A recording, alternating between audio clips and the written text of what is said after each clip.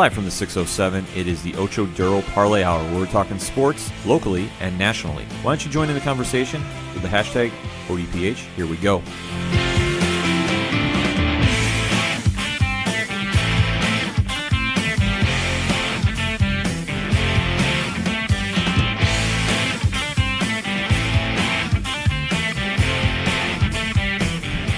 Welcome to another edition of the Ocho Duro Parlay Hour, hashtag ODPH podcast. I am your host, Ken M. Sitting across from me this week is the one, the only, Padawan J. Hello, hello, hello. And joining us in studio yet again is your coach, my coach, the coach, Coach Duffy. What's going on, everybody? Folks, we have a lot to discuss. Let's waste no more time. You want to join the conversation on social media? Hit us up on that hashtag, hashtag ODPH.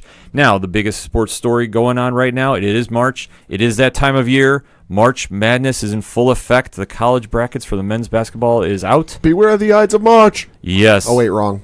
March Madness. Well, maybe not, because the tourney is going on. It is arguably the best sports tournament in all of sports going on. It's hard to argue with that. I mean, it is one that, like, unlike other sports tournaments or other sports playoffs, there's some predictability to it, and then there's not. I mean, who would have seen last year a 16 beating a 1 for the very first time? Right. Shout out the American East right there. Yeah, absolutely. The NCAA's tournament for men's and women's basketball is kicking off with their final 4 tourneys, and obviously we are going to be breaking them down on here, starting with the Eastern bracket. Mm-hmm. Now, obviously, in the men's side, Duke is by far and away the odds-on favorite to win the whole thing. Yeah. I mean, Coach... Well, them and UNC probably. Right. But, Coach, break it down to us. Why is Duke going to run away with this? Well, I mean, so I picked Duke to win it all, but, I mean, the reason why they're my favorite right now is just because they're playing so well. I mean, you want to play the hottest going into a playoff tournament situation, and that's exactly what Duke's doing. Trey Jones has been probably the most underrated player in the nation, I would say. His play as a point guard, dictating that team, getting them in spots to be successful. I know everybody wants to talk about Zion and RJ and Cam, but I mean, silently, Trey Jones really is, to me, probably the MVP of that team. That Syracuse loss that they had at Duke, they win that game if Trey Jones doesn't go down. So, to me, his point guard play is going to be what elevates this team into the national championship game. Have to agree with that. Pat, you got any feelings? I mean, it's one of those things. I'm looking at the bracket here. Duke versus the to be determined. It's one of the playing games. Okay, well, they're going to win that one. After that, they play the winner of VCU and UCF. Okay, neither of those teams are on any other levels. And then after that, they got to face, either Mississippi State, Liberty, Virginia Tech, or St. Louis. Even if they face one of those, I'm just looking at their bracket. The only real possible team in their division or their conference, region, whatever, that I think would give them any sort of inkling of, maybe a small bump in the road is maybe a Louisville or a Michigan State, and they wouldn't face them until at least the Sweet 16 or Elite 8. Yeah, this is just one. Obviously, Duke being the quote-unquote number 1 overall seed is definitely looking impressive. And obviously with, Zion and Barrett and Reddish and everybody they have lined up in, Coach K's team, they should win this outright. I would say, you just getting to the Elite 8 and the Final 4, I'm not going to say they can coast, but they can use some cruise control here for the first few rounds. I would definitely say that this is probably of the 1 seeds that, that were picked, that they probably have the easiest road to at least the Elite 8. I mean, like you were saying, VCU and Virginia Tech doesn't necessarily scare me. I mean, Duke already beat Virginia Tech twice this year. I know the one game was close in Blacksburg, but outside of that, Duke handled business all year. So, I mean, especially in ACC play. The team that actually concerns me the most going into this, besides Michigan State, though, the team that you got to look out for is LSU, who's playing really, really well right now, too. I have to agree with you. I mean, if there's a sleeper team that you have to look out for, I would say it's LSU as well. Michigan State, with Tom Izzo as the head coach. Yeah. He'll get them far. I'll say they could have a rough year and, not exactly up to Michigan State standards come tourney time. It's Coach Izzo. They're going places. Absolutely. This is just a reputation, and he'll get the best out of his team at this time. I mean, it's almost like Bill Belichick and the Patriots. They may not have the best regular season, get to the playoffs. Oh, well, they're going to go places. But that's the one fun thing about the tourney is you have legitimately a game shot of winning. It doesn't matter. Shining moment. Absolutely. You have that moment on the court. If your team is better that night, guess what? You win. It doesn't matter what's happened before. You're invited to the dance. We'll say Butler does some science a little bit better a couple years ago. We're talking about Butler being national championships. Yeah, it just has so many moments going down through history that obviously we're expecting more to happen here. And obviously out of the Eastern bracket, Duke is the odds-on favorite. And as we said, LSU is one team we have to watch for as well as Michigan State. I mean, any one of those teams can really sneak in there. I still like Duke. I like Duke to win the whole thing. But we're going to break down the other brackets as well. So let's take a dip to the West. Gonzaga is your number 1 seed. Mm-hmm. Coach, any feelings on this one? So I think for the number 1 seed that has the toughest second round matchup, it's going to actually be this one in Gonzaga. Okay. I like Syracuse to beat Baylor, and I like the fact that Gonzaga really hasn't seen a team that plays the 2-3 zone quite the way that Cuse does. Mm-hmm. And like everybody was saying leading up to it, it can be very, very difficult to prepare for Syracuse with 1 day notice. Yeah. So I look for that to trip them up. I mean, outside of that, you got to look for a Florida State team that also played really well going into the ACC tournament. Duke barely escaped that game with, I think, like an 8-point win. So Florida State's playing really, really well right now. And then, my upset is actually the other team to look out for is Nevada, who has a bunch of seniors that aren't playing necessarily the best right now. Right. But senior leading teams tend to do very well come tourney time, and their experience and everything I think will help trump that, especially if they have a second round matchup against Michigan or a third round matchup against Michigan. Pat, do you got any feelings? No, yeah, I definitely think out of the four regions, Gonzaga's the one that, like, they might win a couple of games, but I don't get the feeling they're going to be there come Elite Eight, Final Four, even championship round. I think the other team you got to look out for in this division is definitely Murray State. Murray State's got some shooters that I like their matchup against Marquette. I can see an upset there, and then I think Buffalo's another team you can't sleep on at all, especially the way they've been playing the last couple of games. Yeah, I have to agree. I think this one, Gonzaga has just a well-storied history of just having amazing teams, and they just come up short. I don't see them getting out of this bracket, personally. I don't. I'd like to. Obviously, you kind of wish for like the Cinderella story of them getting over the hump and obviously getting to a championship. I just don't see it happening. No. I actually agree with Coach Duffy. I think Nevada is going to sneak out of this bracket and get to the 4. Oh, see, I still have Gonzaga winning this one. I know. I'm going to take the shot with it. Okay. I'm going to put Nevada in the Final 4. Oh, okay. Like I said, Nevada is one of those teams that unless you watch them year-round, you don't know a lot about. But they aren't playing the best going in, but it's just something about when you get to the tournament, especially with senior leadership on your team, it's going to add a lot into the mix. And I think that they have a chance to get there. I mean, obviously, they have a tough road against Michigan if Michigan should get past Montana. So, obviously, if they can do that, I honestly think they could pull off the upset and really make some noise. And there's always a team every year, the Cinderella story of just some team out of nowhere gets to the Final 4. Who knows? It will be Nevada this year? We don't know. But that's my pick for going with it, but we'll have to wait and see what happens. So, let's take a look at the South Division. Mm-hmm. Virginia is the number 1 seed. Coach, your feelings on this division? So I don't think Virginia's going to lose in the first round this year. No. Let's just put that one to rest right now. Although somebody's making that bet. Yeah, for sure. No, I don't think they're going to repeat this one. Virginia defensively does something that a lot of teams don't do, which is play very well defensively. They're not going to put up 90 points or 80 points in a game, but they're going to stop you from putting up 60.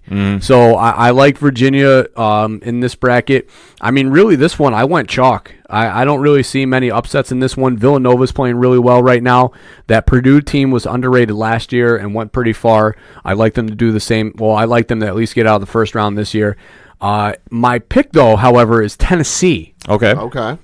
Schofield is a baller, and I think when the lights are on and it's time for him to play, I think he is going to separate himself from everybody else. Well, and especially the SEC championship game where Tennessee was playing Auburn, if I'm not mistaken. I was watching that game for a brief moment when it was going on. I believe it was Saturday. They were putting the whooping in all caps on Auburn, where at one point they were up like 50-something to 30-something. Yeah, this is one that, I mean, honestly, I have to defer from Coach a little bit. I do see upsets here. In fact, I'm even going to give you a wild final for the South Conference. Okay. I'm giving you Purdue versus Oregon. Wow. Oregon is my 12-5 win this year. Oh, okay. See, my 12-5 is back in the East, and I got Liberty. Yeah. I have Oregon. I think Oregon is being slept on by a lot of people. Well, when they lost Bol Bol, things Yeah. really started to spiral out of control. Right. They're they were one of the first 4 out, prior to the Pac-12 tournament. Right, but then when they got in the tournament, things changed. And obviously going into this, I think they're going to surprise a lot of people. I really do. And Virginia, I think they do get past the first round this year. And I know last year they were the first ones in history to lose to a 16 seed. UCMB pulled off the big upset. Yeah. UMBC. Thank you. Shout out American East. Yes. So obviously this time around, though, I think Virginia does make a little progress there. And, they could get there. I'm not disputing it. They're known for their defense. So if they can really shut down some hot shooters, yeah, they can go very far. Right. But I just have a feeling Oregon is going to make some noise. In fact, I don't even doubt they're going to be facing UC Irvine in the next round from the opening gate. It could happen. That's the beauty of the tourney. You just don't know. I mean, this one, there's so many different ways they can go. But I do like Purdue to win this. Yeah, looking back now, I actually got Nova beating Purdue. Yeah, and Nova played really well in the Big East tournament and got on a run. And I mean, Jay Wright is a very, very good coach. Oh, yeah. Very good coach. And this team at the beginning of the year, they had some really bad losses to start the year. Mm-hmm. I mean, in conference, not even in conference bad losses, like opening round bad losses. But they've really turned it on since then. And Jay Wright, obviously the leadership's there, so I like them to at least make it to the Elite Eight. Pad, any final thoughts on this? It should be a real interesting division to watch. I've got Virginia making it to the Final Four, but I've got them in the the Elite Eight facing Tennessee. I can easily see Tennessee scrapping out a win against there. Yeah, this one, like I said, I can see a lot of upsets happening, but it's going to be a scrappy bracket. Yeah. This one is not a real clear-cut, absolutely, this team is going to run away with it. Like I said, in the Eastern bracket, yeah, it's Duke all the way. Unless something crazy happens like Shoegate 2.0 and oh no, something weird like that happens. This one, though, a lot of upsets I can see, and I think when the dust clears, I think Purdue's going to be punching their ticket to the Final Four. I just have this weird feeling about it. But we'll see. I mean, but that's the beauty of the tourney, as I've already said. Any team has a shot. You just have to bring your A game that night, and you can win. A lot of teams, if they are overlooking and looking at the next rounds, that's the ones that usually get knocked out. So going to the last bracket, the Midwest, North Carolina is the number 1 seed. Coach, your thoughts? I mean, UNC outside Duke is the best team in this tournament. Mm-hmm. So I really, really like what they've done in the ACC tournament. I know that they had that bad loss against Duke. However, though, Luke May is an absolute baller. I mean, he's going to put the ball in the hoop regardless of whoever's covering him. And, I mean, they have great guard play. And like I said before, when you have great guard play, you make it far in the tournament. And Kobe White is an absolute stud and played very, very well in the ACC tournament and almost won the game for UNC against Duke. So, I mean, the kid can play.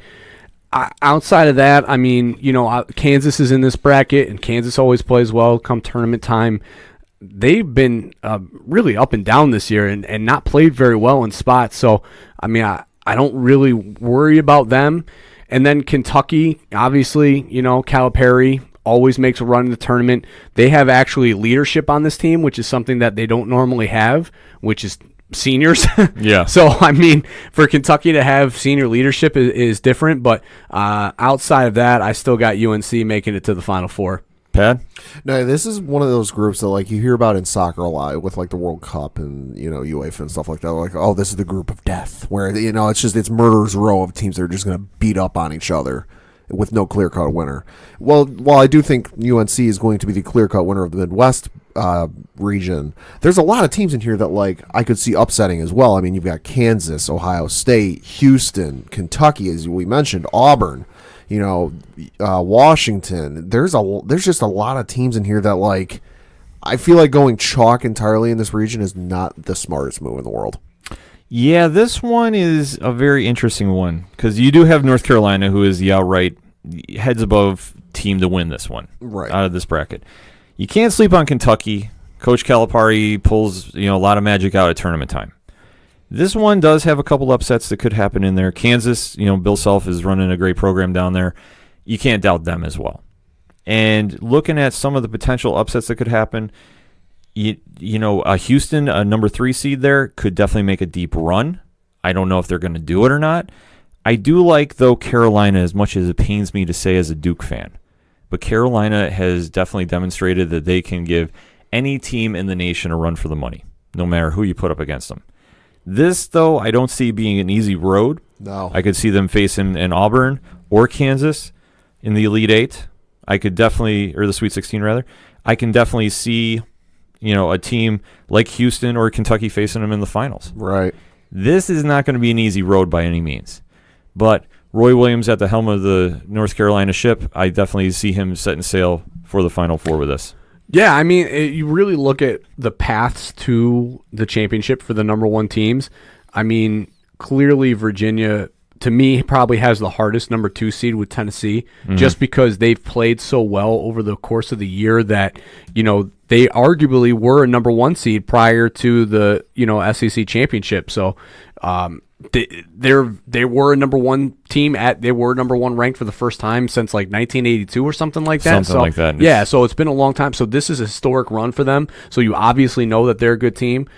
But this one, though, with UNC, it's like you guys said. I mean, Kansas can definitely put on a run. Houston might be able to make a run, or Kentucky, and any one of those teams. So really, it's almost probably the hardest of the overall brackets. I'll agree with that. Not necessarily the hardest number 2 seed for UNC to beat, but the hardest overall bracket for a team to get out of that's number 1.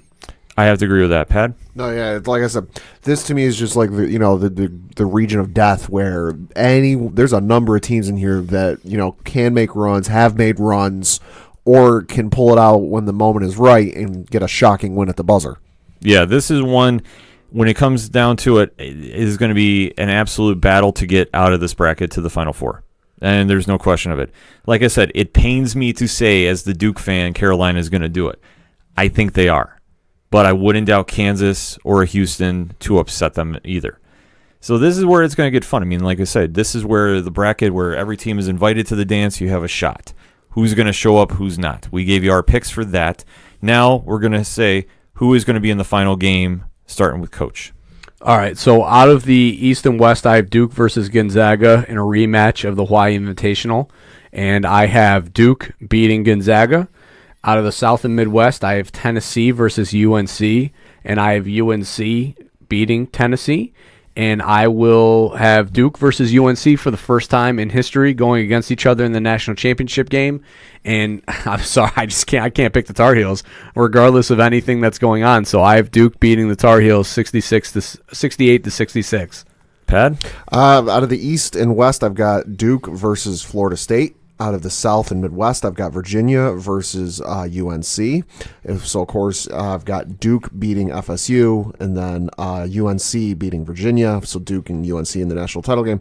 I've got UNC beating Duke in the national title game just for the sheer fact I know Duke is better. I know that for a solid fact. But He's allowed to pick it. He's allowed. But I think you look at their last game where they faced each other in the ACC tournament, and if it wasn't for that god-awful last shot Carolina took with like 3 seconds left, that no man who is playing professional basketball at any level, AAU, NBA, college, had any business to take in. If he'd have taken a better shot, I think UNC would have beat him in that tournament.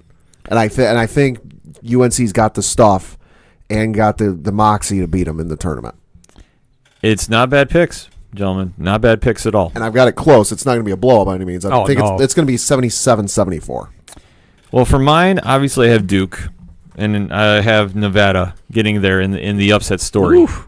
But I think that's where Cinderella's story ends, because I think Duke will run them out of the gym by a score of roughly about 15. Ooh. I think it's just one of those moments the team gets there and they're playing great, but Duke is just on that other level. I mean, you look at their lineup, you look at their NBA draft picks that are just waiting to be had next season. I mean, as Zion said, killers kill. Yeah, absolutely. And he is one of those players that he's not focused on where he's going to go in the draft. Like everybody keeps talking about it. He's not looking at that. The fact that he made the killers kill comment, he's locked in and everybody else is on board with that. When you are shooting 90% from the floor in 2 straight games, your eyes are you're dialed in. You're absolutely dialed in. And that's wild. Yeah, and I think he's just going to play. This is going to be his tourney to make or break. And I honestly feel that. I think that he is going to make this his statement.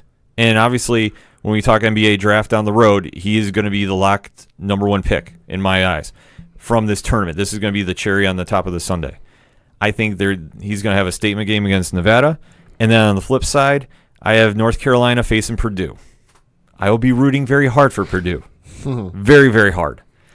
I just don't think they're going to pull it off. And I think it's going to be Duke and Carolina one more time for the whole chip. But I am taking Duke. By how much you said?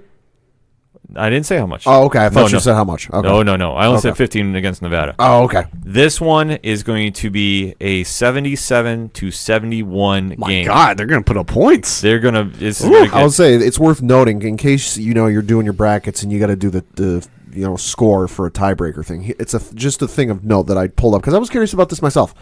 Since 2010, there have only been 2 double-digit point wins in the NCAA men's basketball championship, that being last year where Villanova beat Michigan by a final score of 79-62, and then the other one being Kentucky beating Kansas in 2012 by a final score of 67-59. So historically, it's a 10 points or less final score. Right, and it makes sense because obviously for the final 2 teams to get there, you're the 2 best teams in the nation. So you shouldn't be letting a lot of points be had. But I think this one is going to be a shootout because I think both of these teams are so highly skilled on the offensive side of the ball. They're going to be putting up points left and right. Well, not only that, they're both. So North Carolina kills you. They're defensively, they're not the best, but they kill you with their fast break. Yeah. So their defense leads to offense, right? However, Duke, though, is just so good defensively, especially when they're zoned in. R.J. Barrett and Cam Reddish on the wings arguably are 2 of the most underrated wing defenders that, it will help elevate their draft stock, and you're going to see that in this tournament. And then Zion, when he's dialed in, obviously is a rim protector, is next level. And then Trey Jones, too, as a guard. So their defense doesn't necessarily lead to offense, but their defense does help stop you from scoring naturally. But their ability to stop you is what helps them win games. Yeah, and this is where it's going to really be tested. And I think, like I said, I'm not doubting this is going to have a couple overtimes either. Absolutely. Well, when you're talking 78-76, yeah, it's got to be an overtime. Yeah, I'm thinking this might happen. This is going to be a close one. Without question. It's going to be a 5-point win for Duke, though. I'll give you the point spread on that. The unofficial ODPH point spread. I want to make that clarified. I mean, this tournament, to me, is a great tournament, though, as far as like the way that it was set up, because each of the number 1 seeds has at least a challenge going into the big game and a test that will like really be must-watch television. Because, I mean, Duke versus Michigan State, if they get that far, is going to be must-watch TV. Gonzaga versus Syracuse is going to be must-watch TV because they haven't played a team that can play a zone the way that Syracuse can play, especially, like I said, on a day's notice. Virginia versus Tennessee is going to be must-watch TV, a high-scoring offense like Tennessee versus a stopping defense. And then North Carolina versus Kentucky is going to be must-watch TV before the tournament. So, I mean, obviously Gonzaga is being tested a little bit earlier, given the fact that my bracket will be 100% right this year. Yeah. But, they're going to be the 1 seed that gets tested early as long as they face Syracuse. And then, the other teams are going to be tested in the Elite 8, and that's exactly what you want, Absolutely. I mean, it's the great thing about the tourney. I mean, from the, start to finish, there's always those magical moments. I know it's, sounds kind of redundant, but there is. These are ones that teams just show up, and whatever happens on a given night is going to propel them to the next round. It's a late-minute buzzer beater. It's the one block that happens out of nowhere. These are the moments that we talk about. And you have, the memes, you have the videos that last a lifetime when these happen. And these are where the benchmark is set.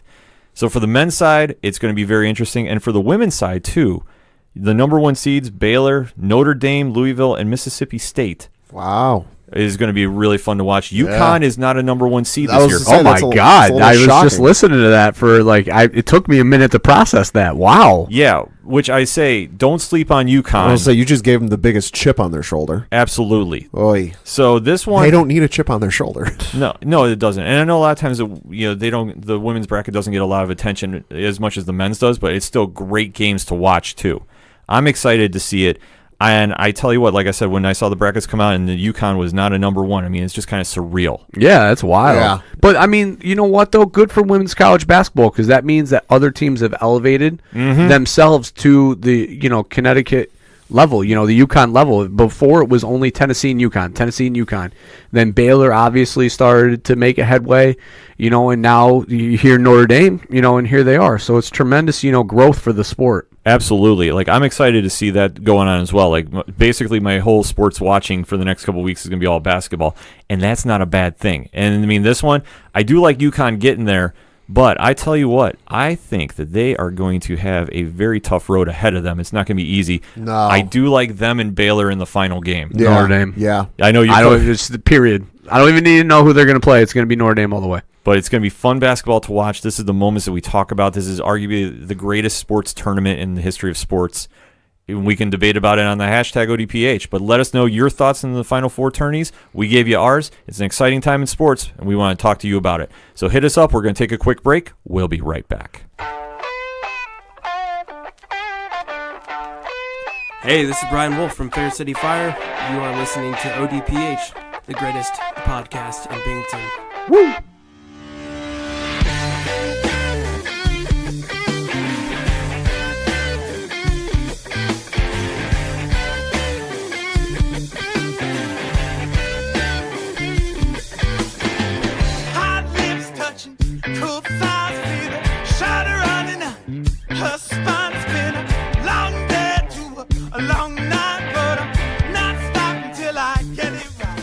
Coming back for segment number 2 on this edition of the ODPH, and we got to talk a little UFC action. Boy, do we ever. Now, this past weekend, the UFC was over in London, and it had a great fight card, top to bottom on it. So we're just 2 fights, though, did stick out that we want to talk about.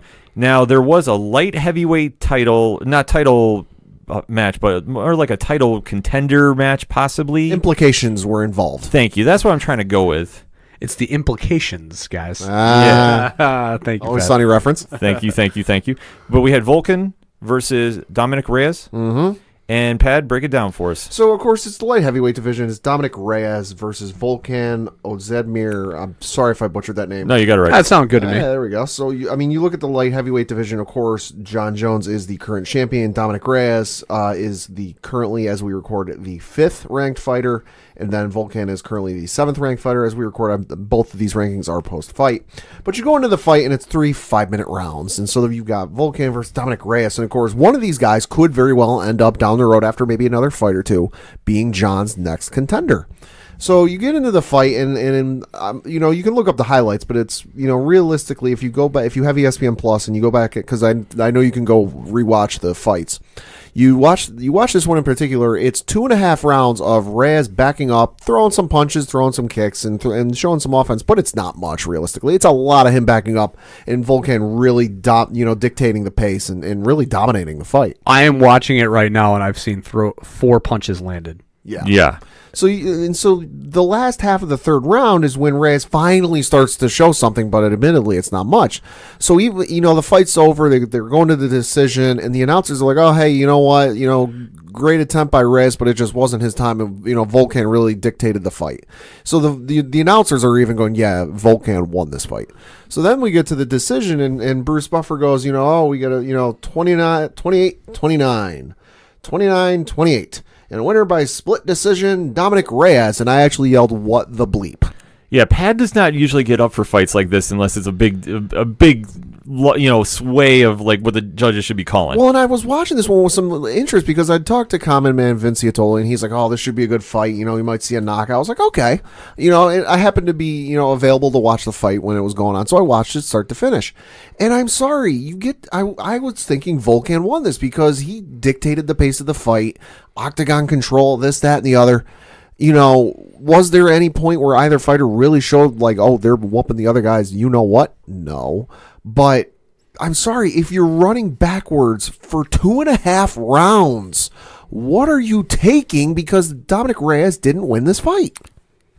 Yeah, I mean, Dana White always said, don't leave it to the judges. Yeah. And if you do that, that's what can happen. I mean, sorry, Volkan, you should have got it done when you were in the earlier rounds. Yeah, this one, I agree with Pat. I thought Volkan won this one. I mean, it was a split decision, and it wasn't the highlight reel knockout involved in this, but I thought Volkan had enough octagon control, and he was putting enough pressure on that for Reyes was struggling. Reyes was backing up and Volkan was walking forward. I'm sorry, in any definition of blank control, octagon control, ring control, whatever you want to say. That to me is the textbook definition.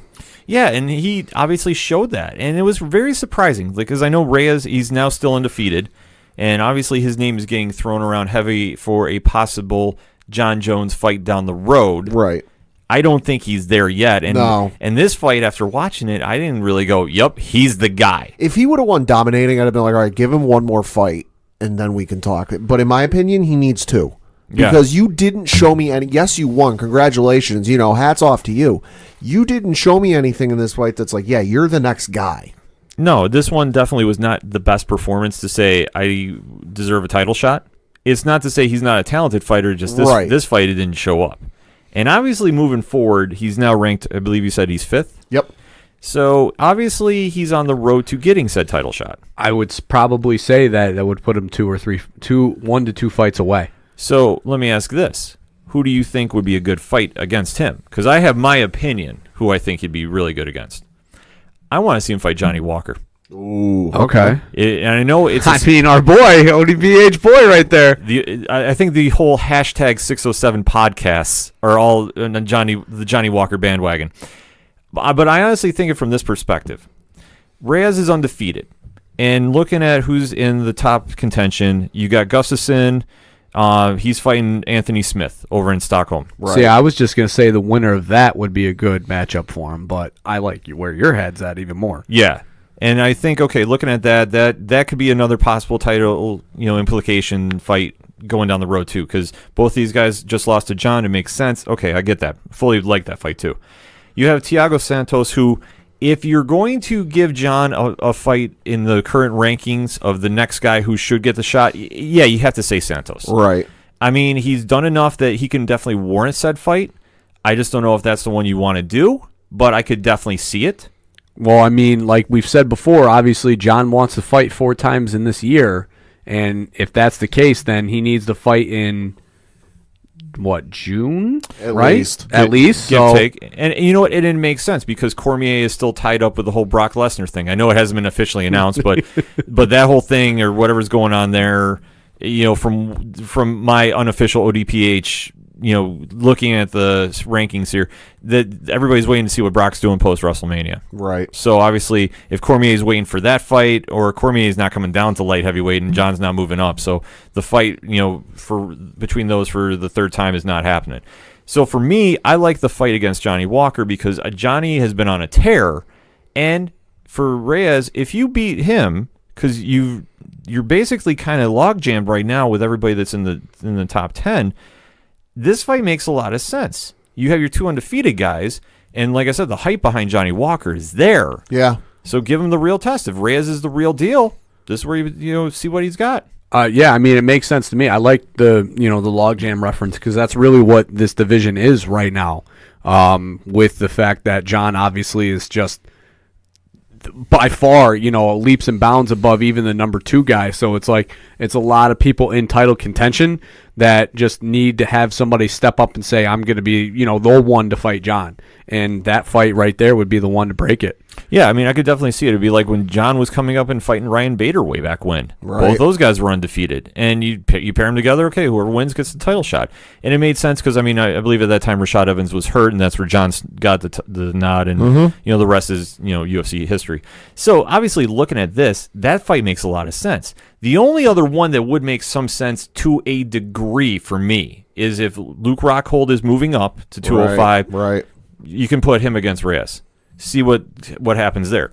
I mean, that way, because, like I said, the logjam is there, so unless you really want to start doing title eliminator fights to see who gets the official number 1 contendership, yeah, I mean, that fight would make some sense. But I like Walker versus Reyes. That fight makes a lot of sense to me. Yeah.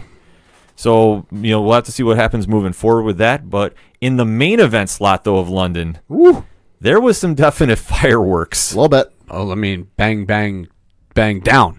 Exactly. We kind of had an idea this was going to happen. Darren Till was, is always in a welterweight title contention talk. Definitely can throw hands. He's definitely fighting in front of his home country. And then to see him against Jorge Masvidal, and what happened then, Pad? He got knocked the you-know-what out. Masvidal, which I got to say, Common Man Vince Iatoli from Crow's Nest MMA called this. and he didn't get a chance to make the blog post on Parlay Points. He called this, and he said, Masvidal, second round. And he was right on the money. Masvidal looked amazing in this fight. Yeah. Till is still up and coming. I know that when he fought Woodley, there was a lot of hype behind it, but this one definitely had its great striking moments. And Till did not get walked over, by the way. No. He definitely had a great first round. In fact, I thought at one point he was going to finish Masvidal. But Gamebred came back, and the second round he hit him with that left hook, and out went Till. Yeah. It was impressive. It was vicious.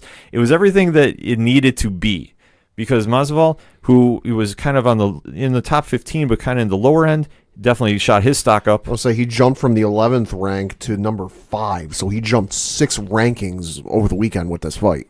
Well, it was a statement win because especially where Till was at the time. Because Till was ranked 3rd, and he dropped 4 spots to 7. Oof. Yeah, that's how tight the welterweight division has become now. And obviously in the crowd was the one and only Ben Askren. Yep. I mean, he said he was going to be there. He wasn't playing. Oh, yeah. He was sitting there, and he was waiting, and he was going to think he was going to fight Till if Till had won. I'd still make the fight against Masvidal, against Askren. I think that fight needs to happen, because now if Masvidal has just leapfrogged over Askren and you have 5 versus 6, that fight makes a lot of sense to me. Yeah. I don't struggle with that at all.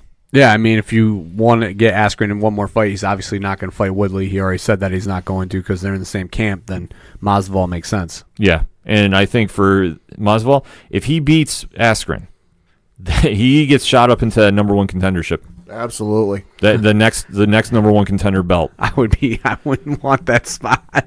I wouldn't want against Usman. No, thank you. No, I wouldn't want that either. But obviously when he comes back and he fights Covington, and I'd fight John. I'd not fight Usman. Usman is no Period. joke. That man. End of story. That man definitely has the new Cain Velasquez. My God. Mythos around him as far as the panel is concerned, because that was just an entirely you want to talk about a statement win against Woodley. My ribs still hurt. Yes, Usman has definitely established that.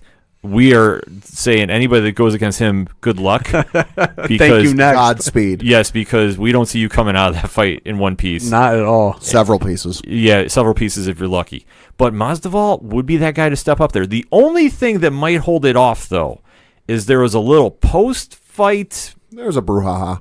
backstage incident with Leon Edwards. Yeah, a little bit. Who's on the card. And, I mean, you can find the clip. It went viral. And Masvidal addressed him about something he said, and Well, Masvidal was doing an interview with, I believe it was ESPN or UFC's backstage person, and they were in the middle of talking. And Leon Edwards, now you don't see him because it's if you've ever seen a backstage UFC interview, the camera's facing him and it's facing the interviewer.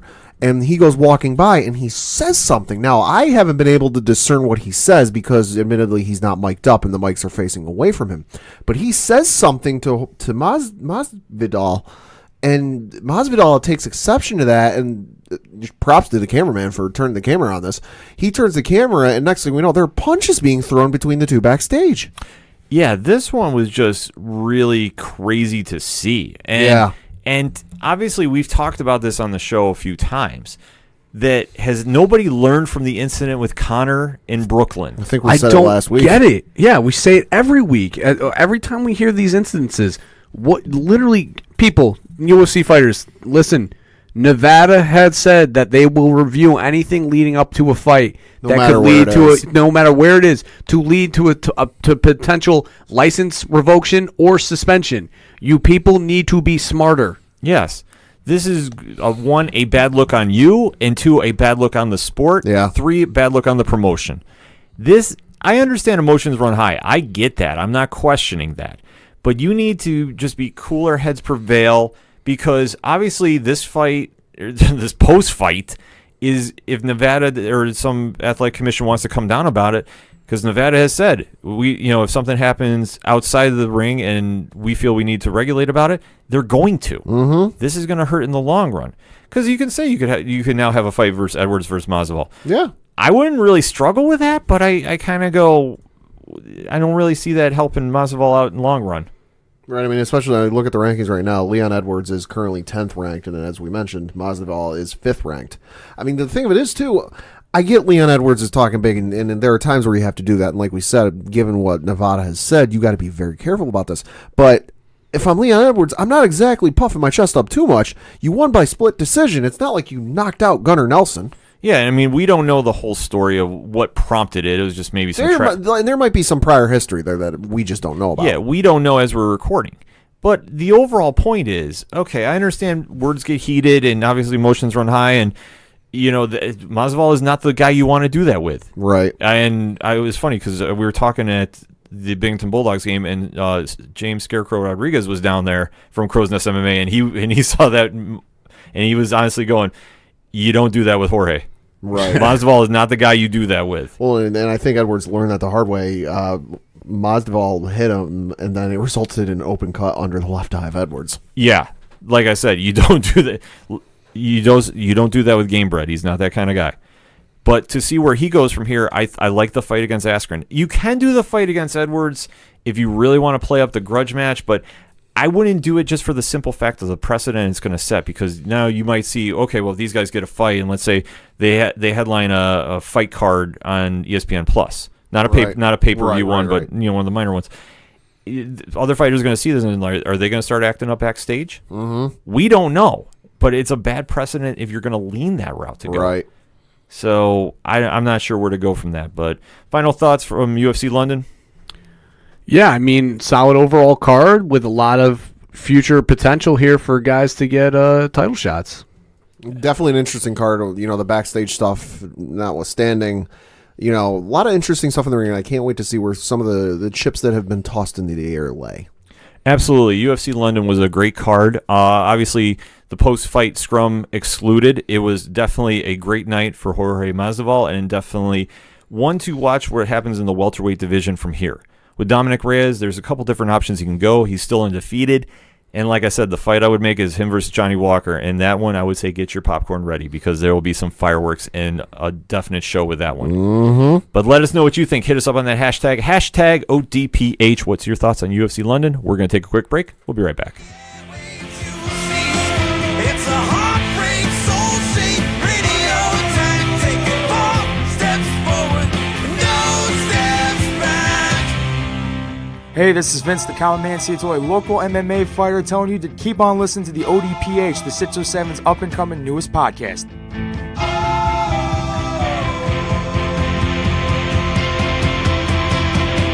We knew right where we'd be, floating on the airwaves, you see. It's a heartbreak, soul-shaped radio attack. Taking 4 steps forward and no steps back. We knew right where we'd be. Coming back for another segment on this edition of the ODPH podcast. And there was some Major League Baseball news. Uh-huh. And this one definitely caught the panel's attention as well as the whole sports world. Yeah, a little bit. Pat, break it down for us. Also, as we know, Bryce Harper signed the largest Major League Baseball contract in history, all of like not even 3 full weeks ago. It's like 2.5 and change. You know, where it was, you know, the big mega deal. We talked about it a couple weeks ago. Well, come to find out, and everyone knew the implications that deal meant for Mike Trout, because Mike Trout is currently on the, you know, final 2 years of his 6-year, $144.5 million deal he signed back in 2015 with the Los Angeles Angels. So everyone's going, all right, you know, if Bryce Harper signed for $330 million, what's that going to mean for Mike Trout? Because there's a lot of people who are of the opinion that Mike Trout is better than Bryce Harper. I will count myself one of them. So we didn't have to wait long. We didn't have to wait 2 years like some people thought, you know, that he might wait 2 years and test free agency and see what kind of dollar amount he would get.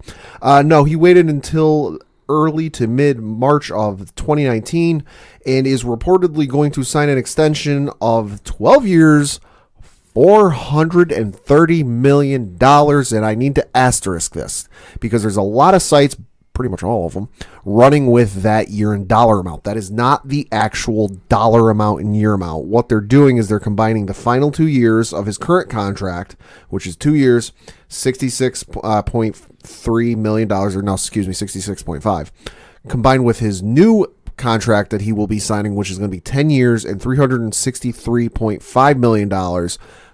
but that deal won't kick in until after the current deal is done. Ergo, 12 years, $430 million. Coach, do you have any thoughts? I don't get it. I see a lot of reports with everybody's like, oh, well, you know, they look what he does for the organization and the franchise and all that. And it's like, I just can't see somebody being worth $500 million to a sports organization. I mean, it's just madness to me. Like, it's crazy. I'm lost at words. I just don't understand. Like, so what? Like, not how many people on the East Coast do you see wear his jerseys?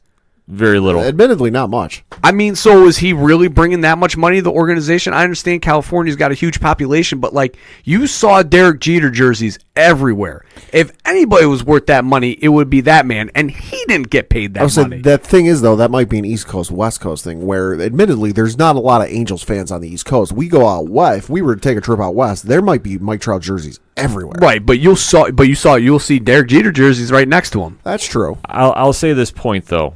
I think involving the Yankees and just how worldwide that brand is, you'll see more out there. That's where I would go with that. But overall, yeah, this is mind blowing.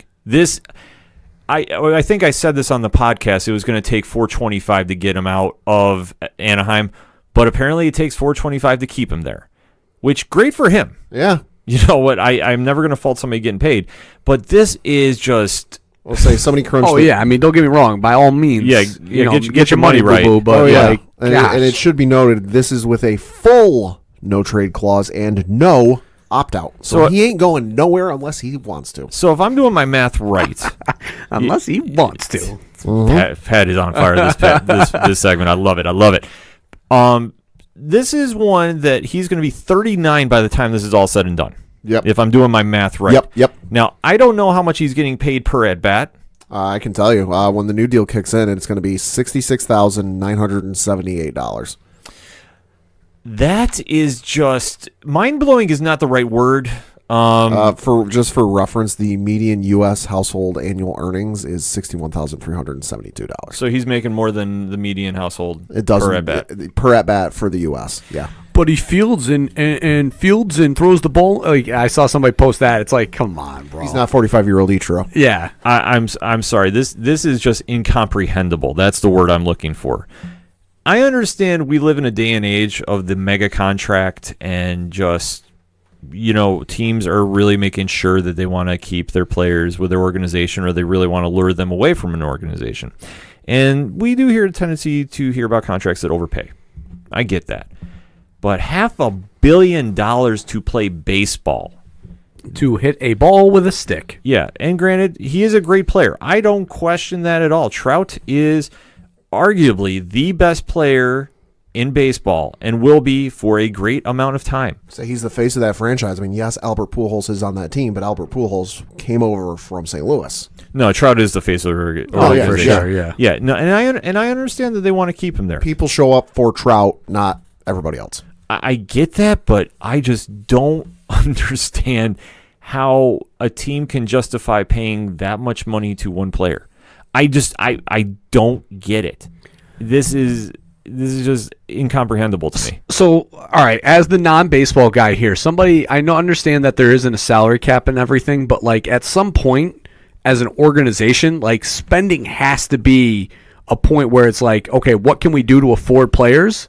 So is that almost to a point where you sign somebody for that amount and it makes it difficult to actually like sign other players just financially? There is no salary cap in Major League Baseball. There is a luxury tax. The number I can't say off the top of my head, but there is a dollar amount where if your payroll exceeds this dollar amount, you start paying money to this fund, which then gets dispersed to the other teams in baseball in a way to like kind of make things more evenly. Right. But the thing of it is, with a lot of these teams that can make these $430 million deals, these $300 million deals, these $350 million deals, for them it's a drop in the bucket.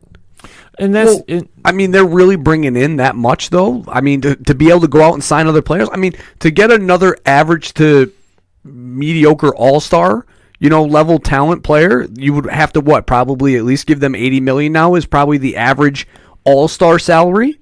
It's arguable, but the argument is though, all right, if you're paying him this much, I mean, where do you cap your own savings? I mean, that's what I'm saying, yeah. right? As an organization, where is it like, all right, we're giving this guy this much, we can only spend X amount on the rest financially to afford to be in the black. And I think that's where you see where the Yankees, I'll just use the Yankees as an example, they've really cut back on their crazy spending. Right. Yeah. And I think the only next big contract you might see approach, and note how word approach, I'm not saying it's going to be anywhere near there, but it might be around the Bryce Harper money is Aaron Judge. That might be the next one, maybe. Right. Maybe you see somewhere around there. But I think teams have to realize that, okay, if you're going all in on one player with this much, where does this rank above everybody else? Now, granted, you were going to have to pay a lot for Trout. I get it. Oh, yeah. All-star, perennial all-star, possible MVP candidate every single year if he's not hurt. You have to compensate, and I get that. But you're tying up so much money that it's going to be like, where else are you going to be able to afford the rest of the team? Like, I'll flip it to the NBA. This is like when the original Chris Bosh, Dwayne Wade, LeBron James formed in Miami. Now, granted, it was under a salary cap. Right. But still, they only had, after those three, the rest of the roster was, Well, I was going to flip it to even the NHL with the Rangers. They have Henrik Lundqvist, one player at goalie, who's making 1/3 of their salary. Mm-hmm. And there's a cap in the NHL. So they have 1/3 of their salary cap tied to one player who is an aging 34-year-old goalie. And the rest of the organization has suffered because they've only been able to rent a player here or there or sign a player, for a lower contract that, now you see where the Rangers are in the position that they are in. So it's like, in a sport where there is only a luxury tax and no salary cap, it's like the spending is only going to get worse. From here. Yeah. Well, this is where I think baseball definitely starts to need a hard salary cap. And I don't think we'll ever see it, though. I don't. No, the player union is too strong. Yeah. And I understand that they want to make sure that the players are well taken care of. And obviously, with these kind of contracts we're hearing lately, I mean, if you want to do the math, Bryce Harper is now signed for, what, $330 million. Trout's now $430 million. That's what, $900 billion if I'm yeah. I mean, give roughly, take. give take. Between I saw a thing between Machado, Harper, and Machado, Trout. I was trying to remember in there, Machado, Harper, and Trout. There's like $1 billion between the three of them. What? Between three players. What? The wild thing is, as I mentioned, the luxury tax. I'm trying to find something that would, because I don't think that the site I'm on is spotrack.com. It's a great site where you can find a lot of MLB contract breakdowns. They've got a thing here where it's team payrolls, and I found the thing about the luxury tax tracker. I tried finding something for the Angels and see what that would have kind of hit. It would take them. I haven't found anything yet because I don't think, because the deal hasn't been officially announced yet, it's not kicked into their site yet. Right. But because the Bryce Harper one is in there, I jumped to 2022. As it stands, as we record, the Philadelphia Phillies will be paying $45 million in the luxury tax in 2022. My God. Because of Bryce Harper. This is, like I said, incomprehensible. So for them to they've got a 40-man payroll as it stands right now, and this is going to change in the next couple of years. As it stands, they've got a 40-man payroll on the books of a little over $101 million, and they're going to have a luxury tax bill of $45.5 million. So let's just say they sign another average mediocre player for $100 million. They're literally going to be paying the tax on that $100 million, pretty much percent. Yeah, 100%, because they would bring the luxury tax up to that. That's just, who looks like a dummy now? I'm sorry to say it, is Kyler Murray. Well, you would think. I mean, you would think. That's the thing in baseball, though, is it's such a risk reward sport that, yes, guys make it through the minor league system and make it up there. The Aaron Judges, the Gary Sanchez's, the Mike Trouts, the Manny Machados, but there are 10, 15, 20, 1,000 times more players that never see the light of day of the big show. He had a $4 million contract guaranteed out of college. Like I said, you would think, but his mentality, and I can understand this mentality for him. If he thinks he's going to be the number one pick in the NFL draft, which could happen, that he's going to have what is the most signing bonus you can have for the number one pick? It's like $25 million. It's $25 million. So if you're doing the math about it, yeah, I can understand that. But just in going and closing, yeah, this is incomprehensible. And just to even tie it into, unless teams are just willing to just pay and pay and pay in baseball, this is just going to be where do you draw the line? Like it was saying in the NBA, when you had LeBron, Wade, and Bosh, and the rest of the team around it wasn't superstars; they had role players just to fill out the cap. Is this what's going to happen with baseball? Because when you have all these major contracts tying up all your money, And obviously there's no cap, but there's got to be a point you say enough is enough for spending. Well, at some point, you also have to look at the other teams, the teams that don't have that money to spend, the Kansas Cities, the Oaklands, the Baltimores, those lower level market teams. At some point, do they basically just, Moneyball is obviously a thing, but like, where do they go to compete anymore? If anything is going to happen in baseball in terms of a salary cap, hard cap, whatever you want to say, it won't be until at least 2020, 2021 before you start hearing anything, because the current collective bargaining agreement between Major League Baseball and the Players Association runs from 2017 through 2021. If the owners even say the word "ca," they don't even need to say the P. If they just say "ca," the players will strike. This is going to be a hot topic to watch moving forward. So definitely hit us up on that hashtag ODPH. What is your thoughts on the Mike Trout contract? We want to know. Hit us up, interact with us. We're going to take a quick break. We'll be right back. Hey, this is the King of Lisle, Luke Visengard, Gladius 205 champion, and you're listening to the ODPH.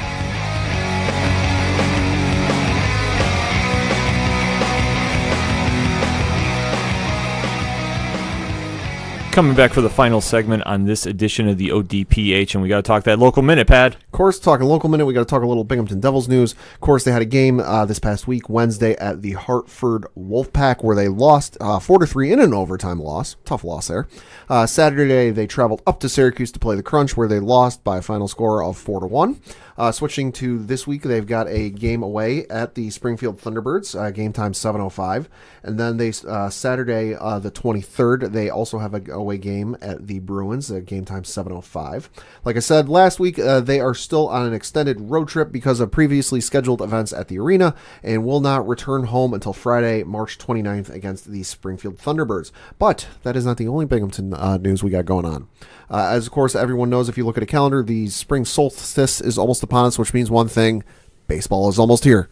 The Major League Baseball season is, of course, 8 or 9 days away, but the minor league baseball season is not too far away as well. The Binghamton Rumble Ponies will be opening the 2019 baseball season away at New Hampshire, game time 6:35. There's opening day for the Rumble Ponies, 16 days away.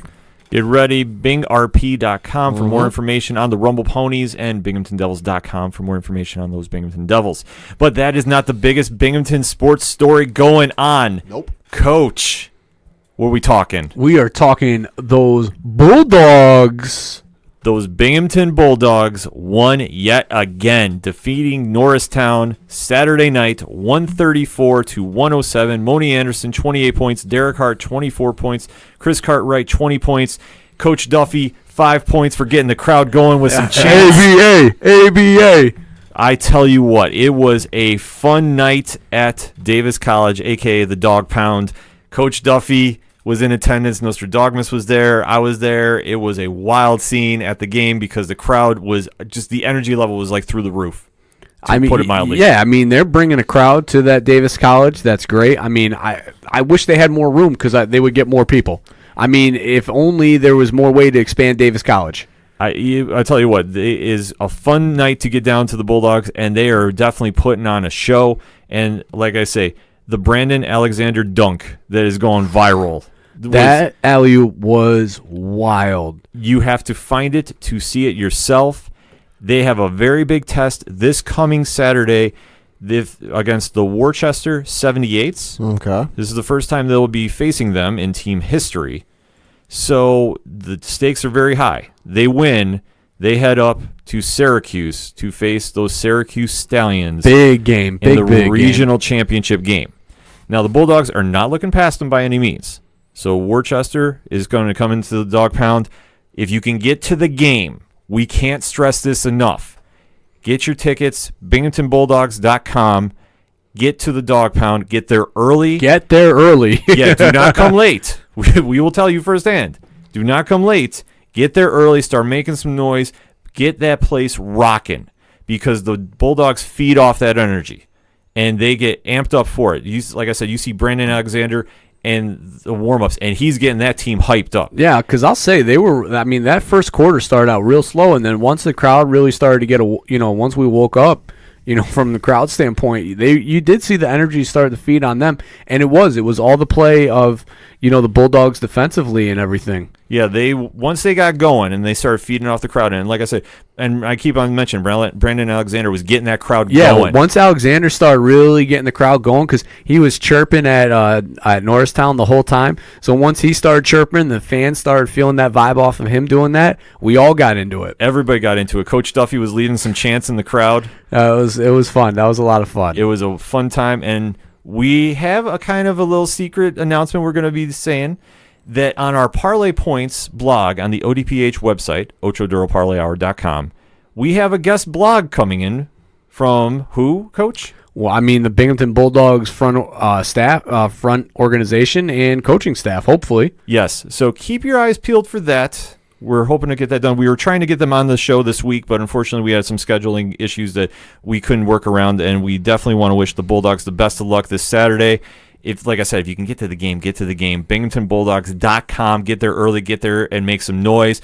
Let the Bulldogs, give them some love. They're putting on a great show. It's a great product to go to. Saturday night, enough said. I can't say it enough, but definitely keep your eyes for Parlay Points this week. So let's round those bases, shall we, Pat? Kick us off. Of course, we talked about the Mike Trout mega deal, but that wasn't the only baseball contract news of the last week. The Yankees signed Gio Gonzalez, of course, a starting pitcher, to a 1-year, $3 million deal. He does have an opt-out available to him if he's not on the Major League roster by April 20th. And then he gets $300,000 per game started, up to $12 million. Now, people may be going, no, why are they getting a pitcher this late in spring training? Well, CC Sabathia will be starting the first month, or at least the first couple of weeks, on the disabled list because of some off-season surgery he had. And then Luis Severino is also starting the first month of the season on the disabled list. So they need some pitching help. And Gio Gonzalez is absolutely one of those guys that can do it. You look at his statistics. Since he really started pitching a lot of games back in 2010 for the Oakland Athletics, and of course he pitched for the Nationals and of course the Milwaukee Brewers last year. He has not, since 2010, he has not had a season where he has pitched below 150 innings. And then you look at his statistics from last year. In the first inning last season, he had 32 innings pitched. He gave up 3 earned runs for an ERA of 0.84, and opponents were batting 198 against him. And then comparing him, his ERA in the first inning against all other pitchers with a minimum of 25 innings. He is in the company of Patrick Corbin, who had a 0.82 ERA in the first inning. Jacob deGrom had a matching 0.84 ERA, and then Blake Snell had a 1.16 ERA. The man can pitch. I tell you what, it's a great addition to the Yankees organization. Low risk, high reward. Love it. Love it, love it, love it going into the baseball season. Coach, what you got for us?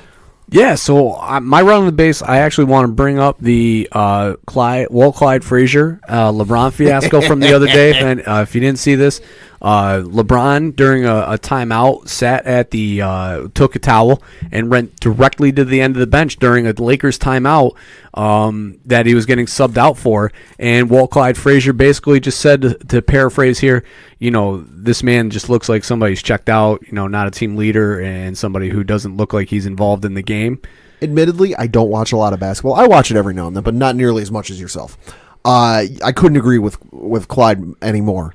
Because you even if you don't watch the full game, you just look for that clip of Clyde kind of ripping into LeBron. It is like, if I'm not mistaken, the last available seat on the Lakers bench. He is as far as humanly possible, because this was a huddle, this was a timeout where they're drawing up a play, they're drawing up something, and he just doesn't care. Now, I mean, there is the old, unwritten rule, the savvy vet always gets the end seat on the bench.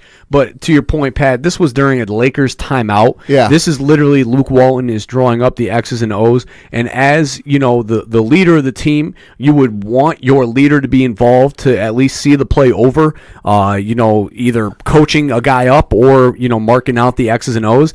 And he didn't even go into the huddle. He stayed at the end of the bench during the timeout. And to me, I mean, when we talk about the comparisons of Jordan versus LeBron, and LeBron has all of the talent in the world, but the thing that he doesn't have is the intangibles that Jordan did have. And I'll say this too: the one thing you keep hearing about LeBron is his field vision, his court vision. He sees it all. He can dissect it all. If I'm breaking down a play in a close game like they had against the Knicks, I would want a guy like LeBron who can, if I'm Luke Walton drawing up a play, I would want a guy like LeBron in the huddle, even if he's not going to be in the play going, Exactly. oh, you shouldn't do this. I've seen him do X, Y, and Z on the court. I think they're going to favor doing this. You should go with that. Yeah, exactly, because they see it. They see what's on the court. I mean, when I coach, and I know I've already prefaced this, then it's just varsity CYO. I always bring my player, at least the guy that's on the court at the time involved, because I want to know what he's seeing as far as the flow of a game, especially my point guards. I really like to get them involved because I just want to know what they're seeing. And for him to, be the guy who is the leader of the team, to not even get involved and give the vibe of the game and let Luke know, what he's seeing from the floor, it just goes to show that you have to say the rumors are true. I mean, I'm not NBA insider. I don't know everything, but when you see that on national television, that just goes to show that this guy right now clearly is checked out for the year, and he's already on to next year. Mm-hmm. If you want to say the saying "perception is reality" is a fact, there you go. This is your case in point. Yeah. And if it wasn't, then that is a bad look by a veteran leader on a team. If it was true to form, then you can obviously see what is going on in the Lakers camp right now. Mm-hmm. That they're already waving the white flag. The season is done. And I get it. If you're out of the playoffs and that's how you want to feel, sure, okay. But that is a bad example to set, and especially you're in Madison Square Garden. Right, where all the cameras are going to be on you regardless of anything you do. Exactly. And it's not a good look if you're trying to entice potential free agents to come play with you in the coming seasons, because if I'm a player and the Lakers are calling me up saying, hey, we want to have you come play for us, why would I want to go play for a guy where my leader, if we're not doing well and we're losing by any amount of points, is checked out and just doesn't care? There's three things that I think has gone to basically kind of tarnish or take a chip out of the legacy of LeBron. One being the trade deadline fiasco, and the incident that happened in Indiana subsequently afterwards, where he was alone at the end of the bench. The second would be KD's comments towards the middle of the season, I want to say it was, before the trade deadline, where he basically said, why would you want to go play with LeBron? It's just a dark cloud over your head. And now this is the third. It is, and this is something that obviously the Lakers are wanting to entice in free agents to come to the Lakers next season, and they're going to completely tear down that team that you have on the court right now. But why would you want to go there seeing this circus? Which is wild to think of because it's the Lakers. There's that mystique. There's that aura of it. Well, I'm going to be a Laker. There's been a lot of great names in the NBA who play for the Lakers. Like it's almost a badge of honor to go play for the Lakers and have the Lakers call you and say, hey, we want you. But you're going to have those phone conversations and the player go, yeah, you know what, thanks, but no thanks. Yeah, like I say, players are getting smart to seeing this media circus, and they don't want to deal with it every day. They want to go there and play basketball. And you know what's wild is that this Laker team last year with Luke Walton, while they weren't amazing, I mean, obviously they were still, they're young. Yeah, they're young. And Luke Walton clearly, I mean, I know that when he coached that Golden State team 2 years ago when Steve Kerr was down, I know he still had Klay Thompson and Steph Curry and all them were still there. They still won like 30 straight games with him at the helm. Yeah. So the dude knows how to coach. And it's a shame that this is going to end up costing him this job. It is, but honestly, I look at it as a blessing in disguise because if the Lakers don't realize what a good coach they have, and obviously LeBron is probably going to have I would imagine he would have an idea of who he wants to bring in. Tyronn Lue probably. He's already been. And how funny is this? Tyronn Lue's been the name that's been associated with taking this job from, taking over if they do let Luke Walton go. LeBron did the same thing to him. Yep. Yeah.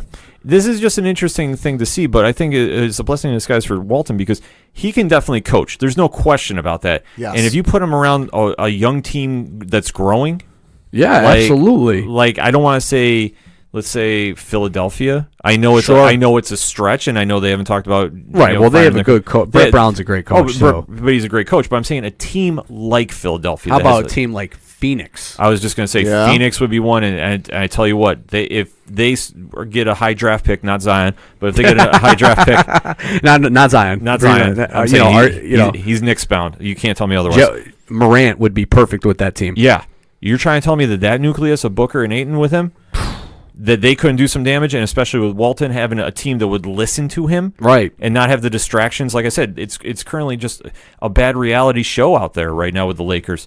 because you can't script this stuff No. that's going on. No, you can't. This is like Pat was saying. When you talk about the Lakers, there's such prestige and there's a tradition, and to see this media circus going on, that's the only way I can describe it. And Which, I mean, it's the Los Angeles. A media circus is to be expected. They're second only to New York in media in terms of media, but a media circus to this level. That's what I'm saying. Like, this Yeah. is just above and beyond the expectations, I think, going into the season we thought we'd have. And this wasn't any just Joe Schmo who was commenting on this. This was Walt Clyde Frazier, who is one of the NBA all-time 50 players, two-time champion, and NBA Hall of Famer. Yeah, who's calling you out right now. And played with one of the greatest, arguably greatest captains in all of the history of the sport with Willis Reed, who died on his hill to beat the Lakers. Yeah, this is definitely a telling point, and for free agency coming down the road, like I said, there's going to be changes left and right with the Lakers organization, and who's winding up standing with LeBron at next season, we'll have to wait and see about.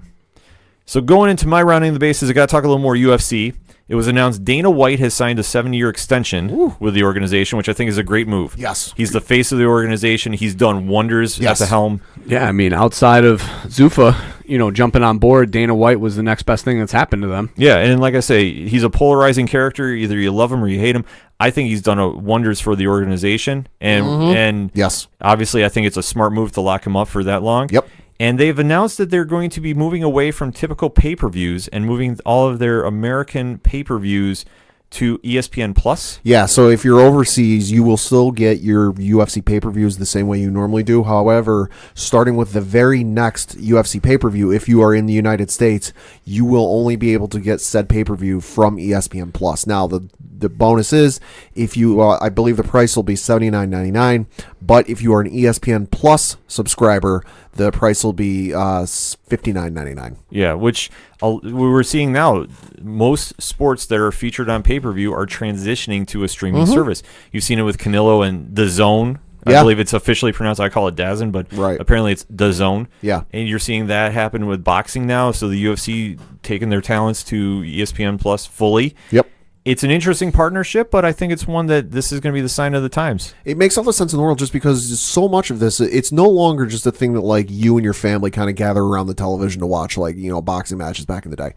It's now it's with, any sport that does streaming pay-per-views or streaming content, be it fights, matches, whatever it is.